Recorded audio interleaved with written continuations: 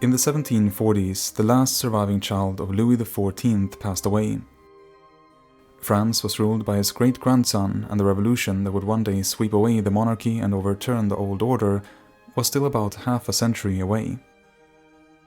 In Asia, China was enjoying a golden age under the Qing dynasty, and Japan would remain closed off to the outside world for over 100 years to come. The continent of Australia wasn't yet home to a single European, and the thought of the British colonies in America rebelling was to many unthinkable. In European art, the new big thing was the Rococo style, and in the courts on the continent, fashion was characterized by elaborate gowns, embroidered waistcoats, and wigs. This world may seem very distant to us, but it was around this time that the earliest generation of people ever to be photographed were born. At the end of their lives, after photography had been made available to the public in 1839, some of them appeared before the camera to have their faces immortalized. This means that we can actually look directly into the eyes of people from the 18th century, people who would have witnessed things like the American Revolution, who probably interacted with people born in the 17th century and lived their entire lives in a time before states like Germany or Italy even existed yet. In this video, we'll uncover the stories behind some of these people, find out what they experienced over the course of their long lives, and try to find the earliest born person ever photographed.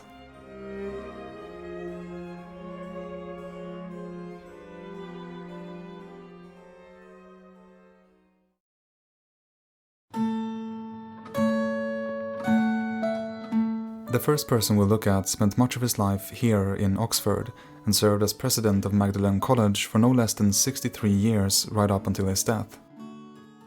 His name was Martin Ruth, and in his last year, at 99 years old, he was photographed sitting in a study.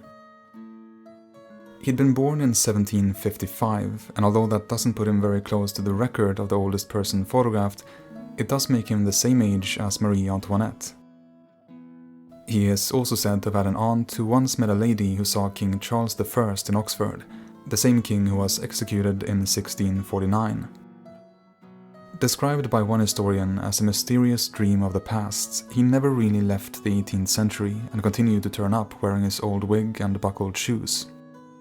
Referred to as the Venerable Dr. Ruth already in his 40s, he was a respected classical scholar focusing on the writings of the early church fathers.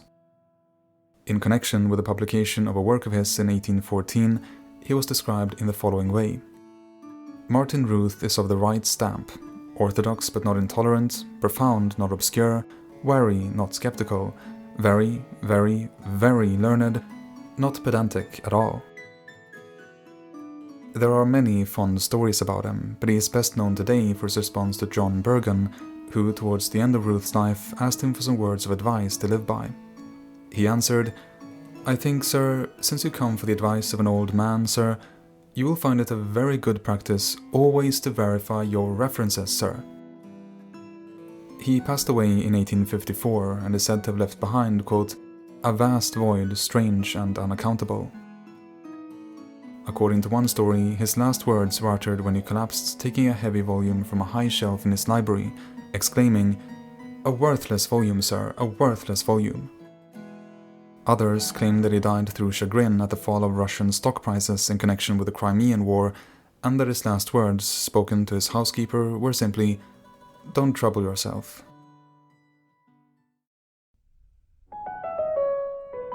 To find older subjects, we crossed the Atlantic to the United States.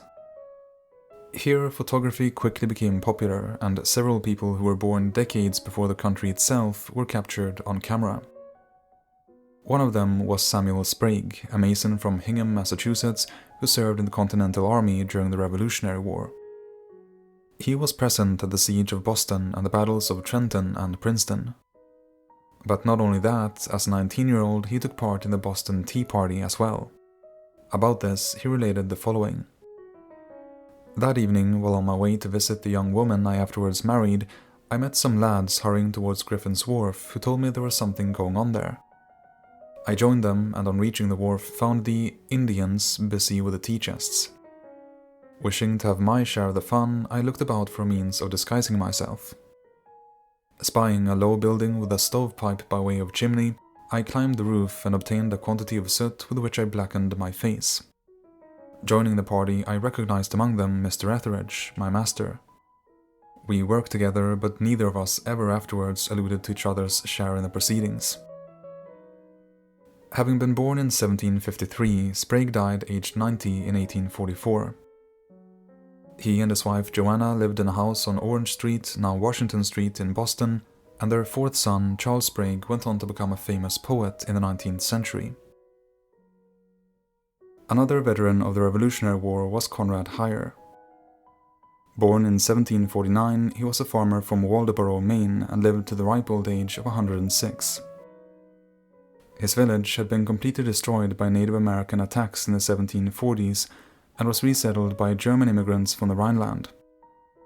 Among them were Conrad's parents, and Conrad himself is claimed to have been the first child born in the settlement.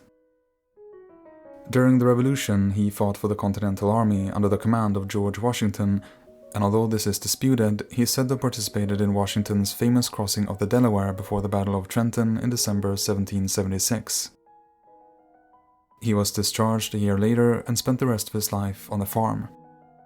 In 1856, he was buried with full military honors.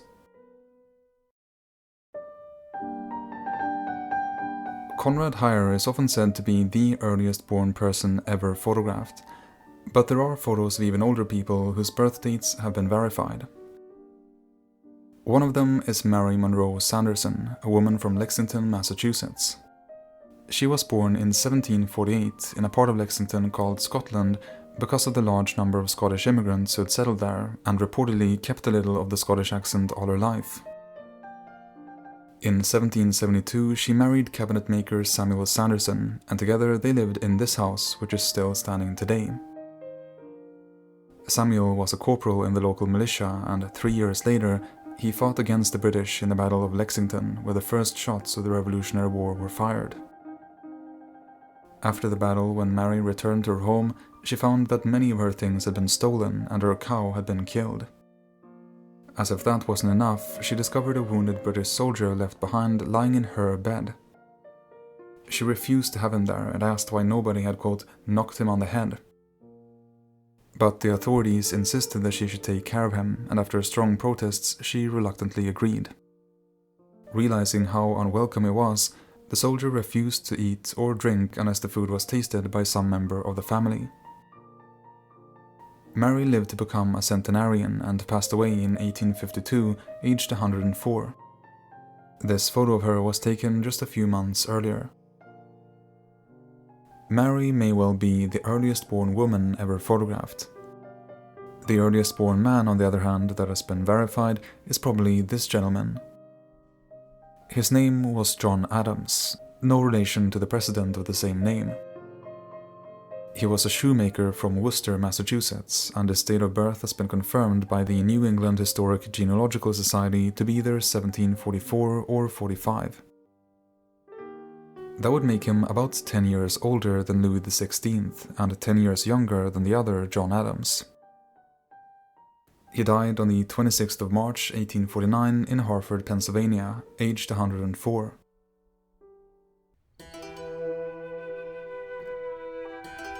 If we look at photos of people whose birth dates haven't been confirmed, however, we can go even further.